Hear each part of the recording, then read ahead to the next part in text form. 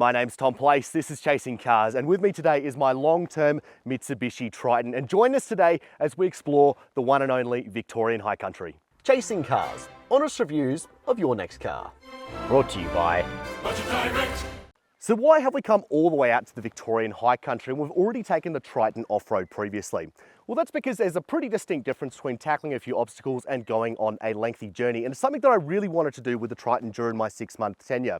Now, as you can see, I'm pretty much a drowned rat out here today. We're forecasted up to 35 mils of rain just for this one day, so it's certainly going to be very interesting. Now, for this trip, I do have some concerns about the Triton's capability in some respects, and I have made some modifications to the vehicle before we came along today. I've also brought along a few key items that might just help us as well, so I'll take you through those right now. So I should say right from the get-go that if I had any concerns at all about the capability of the Triton, that it would not be here today. It's a stock full drive and this is a very demanding environment. It's only because I've been so impressed with what the Triton has to offer in terms of off-roading that it is here today. However, there are some areas that do stand out to me as a little bit concerning, some from the fact that it's just purely a stock four-wheel drive and many people would upgrade these things anyway, but the one that stands out to me is unfortunately Mitsubishi has not given an official weighting depth to the Triton. Now, there are some clues that we can look around to give us a bit of guidance on this front. The previous generation Triton was rated at between 500 and 600 mils, and the Pajero Sport, which is of course based on that model, is rated at 700 mils. Now, looking at this engine bay, look, I'm not a mechanical engineer, but just taking a cursory glance, I do see some encouraging signs.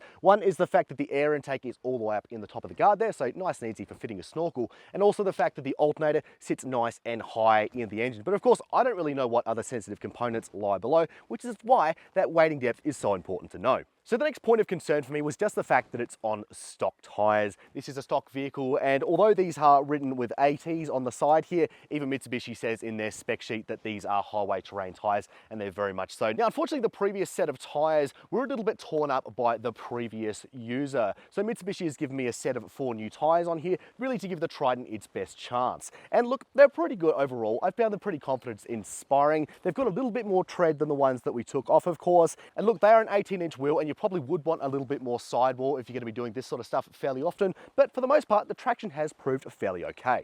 So coming around to the rear of the Triton here, you'll see that I have actually brought along an extra mounted full-size spare. Of course, we do have the one that's underslung on the chassis here, but it's always just good to have an extra one, especially when you're on stock tyres like I am today.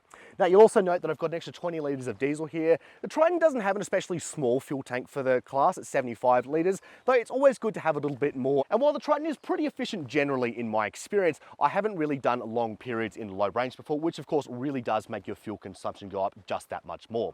The last thing I'll say is just the AdBlue situation. Now, there's a 17-litre tank on this one, and it's important to keep an eye on that because when that runs out, well, all of a sudden the engine won't start anymore. So in a place like this, that's a very important thing to keep an eye on. I've done 10,000 Ks, and Mitsubishi says a 17-litre tank in this one should last all the way to 15,000 Ks. So I think I should be pretty sweet. Though I probably should have brought along an extra bottle of AdBlue just to be safe, but you know, things in hindsight, I suppose. But anyway, that's enough for now. Let's get back on the road.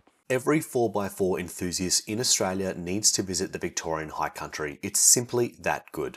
Its combination of breathtaking scenery, sheer size and challenging 4x4 tracks means you'll have an entirely different adventure every time you come here. We drove in the previous day via the beautiful town of Bright. We stayed at Headrace Flat Campground overnight and all woke up with wet swags as the rain clouds began to move in. With the ground clearance being somewhat limited in the stock Triton, as we began to prepare for the day, I decided to only slightly lower the tyre pressures. Would I come to regret choosing clearance over grip? Only time would tell. Today though, we would be heading into the mountains before travelling back down into the valley to seek out the entry point of the iconic Blue Rag range track. We've just started the Blue Rag track and we're on a pretty interesting descent. It's raining a lot, which means it's very slippery. There's a bit of a nasty combination of mud and rocks, and I just chucked the hill descent control on now just to see what it will do as we go through a series of articulations. Far out. Yeah, it is just so impressive what modern cars can do. Usually classified as a medium grade track, the heavy and persisting rains had turned the track into a slip and slide. As we began the more serious part of the ascent and tackled the rollovers one by one, mud quickly began to fill the tread of the stock tyres of the Triton, requiring more momentum and precise picking of lines, all the while trying to forget about the sheer drop on my right hand side. Finally, we reached a rollover the Triton simply could not overcome, with the Mitsubishi's chassis bottoming out and the wheels unable to get purchased on the uneven surface. I tried and tried and tried and tried until some tricky line work enabled me to get both front wheels on the ground at the same time so I could push myself out. Boy, I would have loved a front locker here. Finally, it was time to take the Triton to the top of the track. Well, that was certainly a very interesting piece of road. We've arrived at the top of the Blue Rag track, though not that you can really tell. It's very foggy right now and we can't see much at all. Though it was a nice spot to still have a bit of lunch. It was very interesting to see the Triton actually stretch to its limits for the first time. It's one of the reasons I wanted to come here. I wanted to really push it and see it actually not be able to surmount an obstacle. There was one obstacle in particular that I was able to finally get around with some tricky work when it comes to lines, but I had absolutely everything on. It's the first time I've ever done that. Center diff lock, rear diff lock, all the right traction control modes, and I needed it just so I could get up that bit of road. But I tell you what, with a decent set of tires on and a bit more clearance, I reckon it would have absolutely walked pretty much everything that we've done today. Very impressive stuff. But getting out would prove to be just as tricky as getting in. As we headed back down the hillside towards the exit, the continuing rain had flooded the rocky path and left me with a road that featured two distinct sides. One featured some rocks that could be too big to clear in the stock Triton, while the other proved too slick to climb, even for my mates with their rigs wearing heavy-duty all-terrain and mud-terrain tyres. I opted to straddle the centre line and hoped the Triton wouldn't slide to one side, but with the Mitsubishi's ability to have both the rear diff locked and traction control still active on the front axle, our dual cab slowly but steadily chugged up the hill. With the weather so bleak, it was hard to tell the time of day, but night would soon fall and we needed to make tracks towards camp for the night. Between us and a good night's rest, however, was some erratic muddy tracks that nearly threw a few of us off into the bushes. And remember people, pick your lines properly or gravity will pick them for you. So we're setting up for camp now and I did have a few thoughts. You see in the car I was thinking of my older long-termer, the Mitsubishi Outlander Fev that I had a few years ago. And that car you see had a very nifty ability. You could harness the 20 kilowatt hour battery that was on board via a series of 3-pin sockets, both in the boot and also inside the cabin. And I think that's an ability that's really missing from the Triton. For some reason, Mitsubishi just isn't offering a plug-in hybrid version of the Triton just yet. We haven't even seen an official announcement. And I think that's really disappointing when we've got the likes of the BYD Shark 6 on the scene. Just think about it. You could be running your fridges, your cooktops, your stoves, all that good stuff. It could really just complete the adventure experience of the Triton. We know it's good off-road. We've seen that today. But when you sit down to campground, there really isn't much. There's not even a 12-volt socket in the back here to run off your stuff, although you can get some of that stuff as an optional accessory. Even still, there's definitely some work to do here. So, it's day 3, and today will be our last day. Originally, we were gonna do 4 days, but it's been a bit more adventure than we planned for with all this weather, and we feel like we've done pretty well and gotten away with a lot of it. Right now, I'm just trying to get out of our campsite, and there is a long and muddy exit just to try and get out of here, and it's really crazy, and it's the first time I felt like I genuinely needed to pop this one into Mitsubishi's mud mode, which honestly, credit to them, works quite well.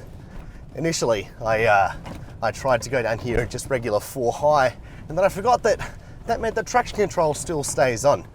So I quickly discovered that I had to switch it into 4 high locked center, but I just went through some pretty deep mud just then, and that was really quite easy, and I'm quite impressed with that. But you know, I don't want to get too confident, honestly, because you know, you're never home until you're home, really. But what comes up must come down again, and as the weather finally cleared, we made our way towards Conway Track to be greeted by one of the most breathtaking views I've ever seen. The descent was technical, and once again, clearance proved to be an issue, forcing me to take wider lines closer to the scrub that were much more punishing on the paintwork. The well-calibrated hill descent control was a key asset once again though, nipping away at the loose wheels so I didn't have to spend 45 straight minutes riding the brake pedal. At last we reached the bottom of the hill and crossed King Will Bridge, over the fast-flowing river that we originally planned to drive across. But before we could make tracks to Dargo Pub to grab our beer at the end of the rainbow, it was time to give our verdict on the Triton's overall performance. So we're finally here at the very end. How did the Triton do? Well, considering the crazy weather that we've had over these last few days, I've been really quite impressed with its performance. I think a real standout has been the traction control systems. Mitsubishi has really opened up the amount of drive modes they have available on this car, and they do actually have a fairly meaningful difference compared to just having a standard form of low range or high range with a lock center diff. So it is great to see some progress there. Things like rock mode and also mud mode really made the difference when the conditions started to get really quite rough. However, it hasn't all been smooth sailing. Things like ground clearance have been a little bit of an issue, and yes, this is a stock vehicle, but 228 mils of ground clearance certainly isn't the best in class. The likes of the Isuzu D-Max certainly have it beat there, and with its recently upgraded rough terrain system, I think the D-Max could be a bit of a fierce competitor in stock form. I suppose the end result is that with this vehicle, I'd be more inclined to go out there and get a lift kit a bit sooner than I would that D-Max. I think what sets the Triton apart in its class though is just the amount of things you have available to work with. We've got those drive modes, as I said, but we've also got a sensor and we've got a rear locking diff, and I've also just got full-time four-wheel drive. So for a lot of this journey, when we were going on various different surfaces, I could just set and forget, and it really did add to the touring experience of this vehicle. Now, in the beginning of the video, I said that I brought along some extra diesel, you know, just in case, although I wasn't especially worried, and honestly, I really had no reason to worry at all. The worst the fuel consumption got was about 17 litres per 100 Ks, and we're doing some real heavy, low range stuff. And at the end of this trip, when we've had a bit more highway driving and things like that, I've still got about 3/4 of a tank left, so that's perfectly fine. And speaking of things I didn't have to worry about, these Maxxis tyres, complete credit to them. They've held up really strongly. Yes, the traction hasn't always been there, especially when you get in the mud, they get clogged up very quickly and it gets very slidey. But in terms of durability, we've gone over some pretty sharp rocks and they've taken the hits very nicely. I haven't had to use either of my spares, so full credit to them there. Now, there are some parts of our trip that we decided to cut out just for the sake of safety and going within the ability of this vehicle. And one of them is water crossings. Now, as I said in the beginning of the video, I was a little bit concerned about that matter because we just didn't know how far this could go in the water safely. I did attempt one small water crossing, but after that small water crossing became a little bit deeper than my liking, I decided I wasn't going to do any more, and I think that was a good choice, which is a little bit disappointing, I think. If I came back here with a mechanic signing off on just how deep this thing can go and a snorkel, I think this would be plenty capable given what I've seen under the bonnet.